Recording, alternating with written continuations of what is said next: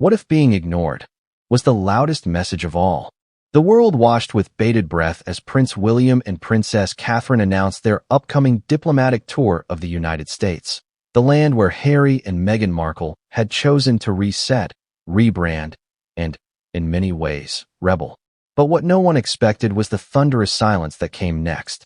A decision, cold, calculated, and cloaked in calm language that was anything but casual. We will be focusing solely on diplomacy and charity during our visit. There will be no meeting with the Duke and Duchess of Sussex. Before we continue, please hit the like button, subscribe to the channel, and turn on the notification bell for updates. No meeting, no acknowledgement, no attempt at unity.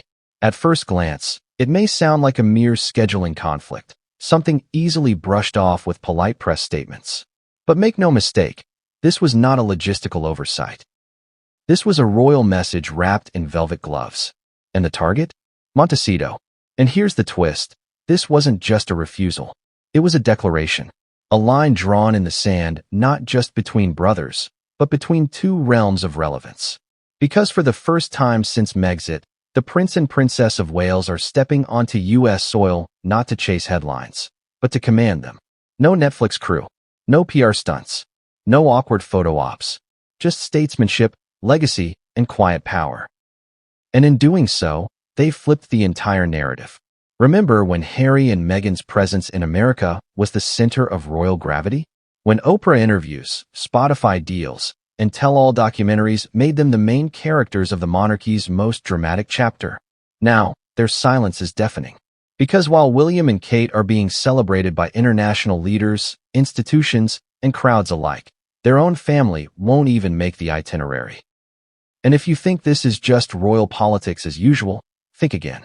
This decision lands at a critical time, just as the Sussex brand is beginning to lose steam, with multiple projects dropped, mounting public skepticism, and dwindling institutional goodwill.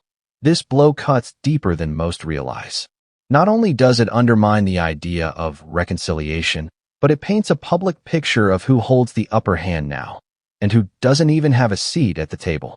Ask yourself, what would hurt more, being spoken against, or being ignored entirely? How does it feel to watch someone once close to you ascend, gather acclaim, and simply choose to act as if you don't exist? And more importantly, why now? Why choose this moment, this visit, and this tone? Well, that's where things get even more intriguing. Because behind the quiet announcement lies a series of conversations, calculations, and clues that reveal a deeper strategy.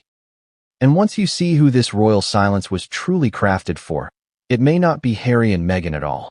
It may be aimed at someone far more influential, someone watching very closely. But what comes next? What happens when the world's most famous royal couple walks into the Sussex's own backyard and refuses to knock on the door? What does that say about the state of the monarchy and about Harry and Meghan's place in it? Stay with me, because what came next would change everything. And no one saw it coming. What's more powerful than confrontation? Deliberate, surgical indifference. And that's exactly what William and Kate just executed. Not with rage, not with insults, but with a quiet, unshakable message. You're not part of this anymore. At first, some tried to brush it off. Maybe it's just a scheduling thing, they said. Maybe it's private. But let's be real. Nothing about royal moves is accidental. Especially not on U.S.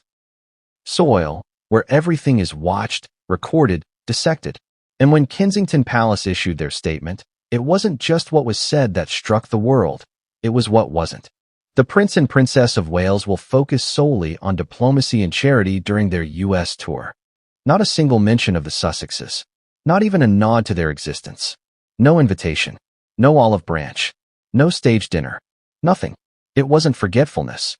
It was intentional omission. That one sentence spoke louder than 1,000 royal protocols. Ask yourself, why now? Why this visit? Why Montecito? This isn't William dodging family tension. This is William reclaiming the royal narrative on Meghan and Harry's home turf. It's like a CEO landing in the office of a former disgruntled employee and refusing to even acknowledge them. That's not an accident. That's dominance. And then there's Catherine. The woman who's been dragged, critiqued, compared, and baited by headlines for years. She's not saying a word, but her silence? It's poetic. It's pointed. And it's powerful. Because while Meghan Markle once commanded headlines with bombshell interviews, Catherine is commanding respect with calculated grace. There's no need to talk. There's nothing to repair. There's just a new normal. And make no mistake, this wasn't just a personal snub.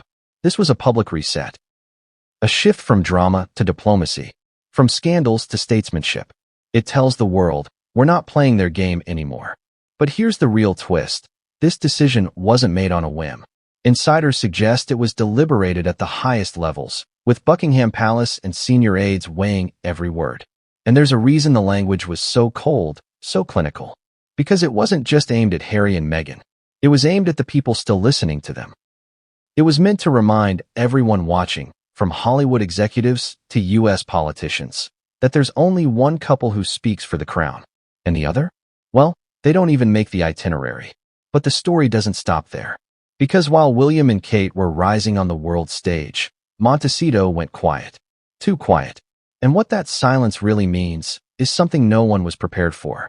Why did Montecito go quiet? Because sometimes silence isn't peace, it's panic. The moment Kensington Palace's statement dropped, media outlets scrambled. Twitter buzzed. Commentators waited for the inevitable clapback from the Sussexes. A cryptic quote? A leaked source story? Maybe a spontaneous charity photo op to hijack the news cycle? But nothing came. Not a word. No Instagram post. No spokesperson rebuttal. No friend close to the couple spinning it differently. Just silence. And that's what made it deafening. Because this wasn't just any visit. This was their turf. The United States. The playground where Harry and Meghan had rebuilt their public image, away from the restrictions of the monarchy. And now, William and Kate had landed in America, fully embraced by political leaders, media outlets, and charities, without the Sussexes in the picture. No invitation extended. No warm reunion. No shared cause. It was as if the Duke and Duchess of Sussex didn't exist. Can you imagine watching a global tour unfold in your backyard? And not even being acknowledged? That stings. Not privately, publicly. And for two people who built a brand around speaking out, around controlling the narrative, around being seen, this kind of invisibility cuts deep. So the question is, why stay silent? Why not issue a quick press statement expressing support for the Waleses? Why not host a joint event, even just to maintain the illusion of unity? Because they couldn't. They were caught off guard, paralyzed. Sources close to Montecito have hinted at confusion, even disappointment. But the truth is more brutal than that. This silence, it wasn't dignified. It was disarmed. Because they didn't see it coming. And worse, they didn't have a countermove. When you've built a public identity around being the outcast, what happens when you're not even mentioned anymore?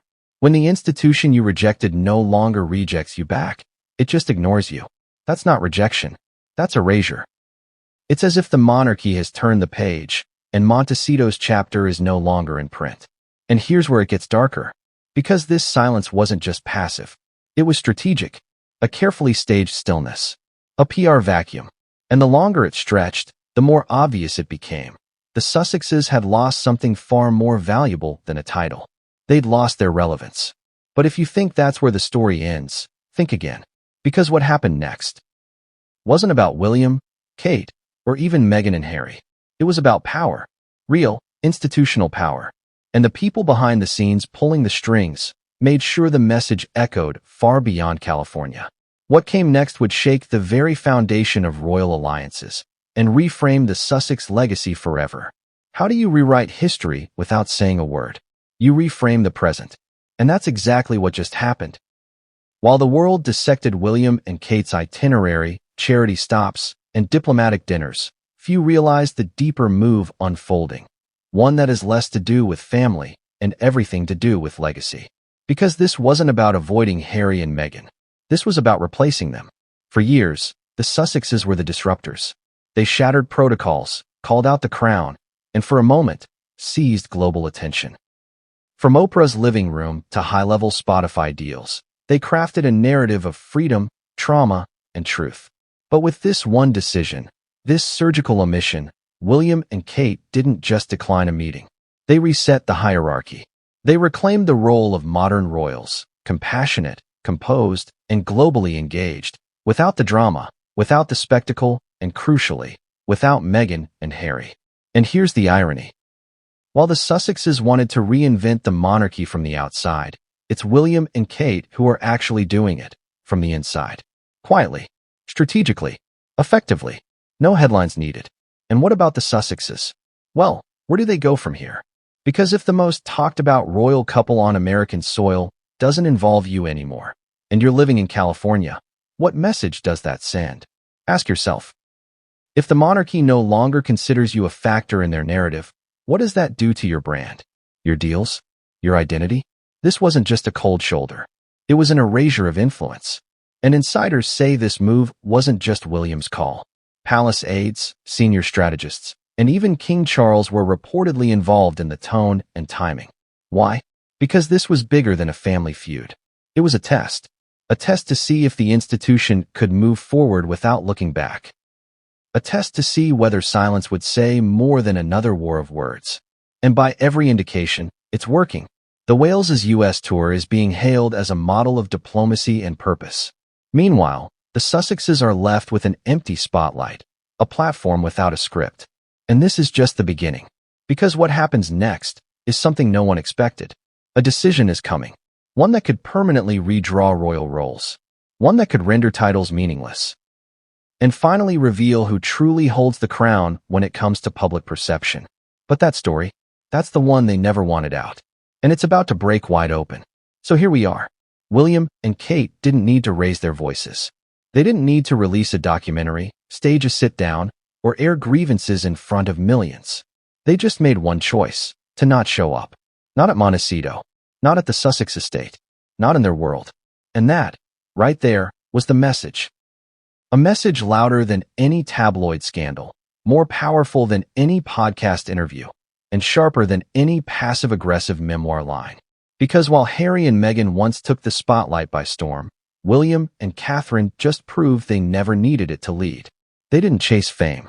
They reclaimed dignity. And the emotional weight of that silence? It speaks volumes. This wasn't just a scheduling decision. It was a clean break, a signal to the world and to the Sussexes that the narrative has moved on, that the future of the monarchy doesn't orbit around Montecito anymore. It never did. Let that sink in. All the stories, all the drama, the bombshells, the interviews, the headlines.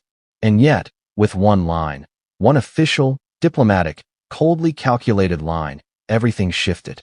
We will be focusing solely on diplomacy and charity during our visit. No defense, no offense, just pure, precise, quiet power. That's what makes it sting. Because for Harry and Meghan, there's no one left to fight against, not openly. No one they can target in a reactive interview or headline. Because the other side simply walked away, publicly. And that silence? It doesn't just hurt. It isolates. The couple who left for freedom, who rejected tradition to craft their own legacy, are now watching that same legacy being rewritten without them. So, what does that mean going forward? It means the gap between the royals and the rebels is no longer just emotional. It's institutional. And that gap? It's not shrinking. It's widening. But this story, it's not over. In fact, the ripple effects are just beginning. Because insiders say this wasn't a one-off decision. It was part of a long-term royal strategy, a multi-year plan to stabilize the monarchy, realign public perception, and solidify the line of succession without outside distractions. And if that's true, then this is just the beginning of the Sussex erasure. Think about that. What happens when your own family, your own blood, no longer considers you a factor worth considering? That's the chilling part. And as the world watches William and Kate move with renewed purpose, and the Sussexes remain silent in their California fortress, one truth rises from the ashes of this feud. Legacy isn't built by loudness. It's built by lasting impact. And right now, William and Kate are building it. Brick by brick, handshake by handshake, without looking back. So here's the question I'll leave you with. If the royal family no longer sees you, do you still matter in the story? Let me know your thoughts in the comments. Do you think this was the final blow in the royal feud? Or just the quiet beginning of a whole new war? Tap the like button if you felt the power shift. Subscribe if you're ready for the next chapter. Because something big is coming. And this time, the silence won't be so quiet.